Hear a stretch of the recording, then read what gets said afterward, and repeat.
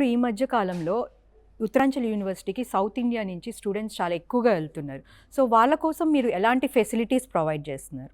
Madam mainly Uttaranchal university అనేది 23 years old university madam. ఇది NAC A+ accredited university. So NAC అంటే national assessment accreditation council అనమాట.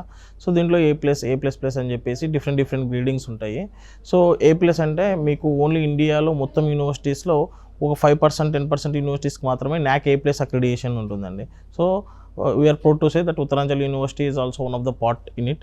So తర్వాత మీరు చెప్పేసరికి ఏ ఫెసిలిటీస్ ఇస్తారు, ఎట్లా ఏంటి అనేది.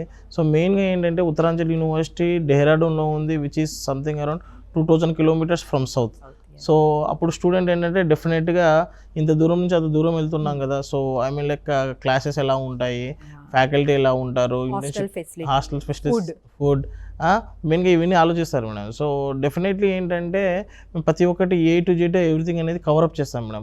South Indian students we have own hour south Indian food అనమాట. సౌత్ ఇండియన్ మెస్ ఉంది, ఓన్ హాస్టల్స్ ఉంటాయి, ఇన్ క్యాంపస్ హాస్టల్సే ఉంటాయి.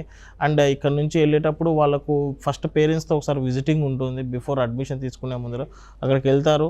సో మొత్తం A to Z ఎక్స్ప్లెయిన్ చేస్తామన్నమాట. యూనివర్సిటీ ఎలా ఉంది, ప్రెమిసెస్ ఎట్లా ఉన్నాయి, సో వాట్ మీకు ఎక్స్ప్లెయిన్ చేసినది అది కరెక్ట్గా ఉందా లేదా అనేది అంత క్లారిటీ తీసుకున్నాక దెన్ వాళ్ళకంతా నచ్చింది అనుకుంటే then they furtherly go for admission అనమాట.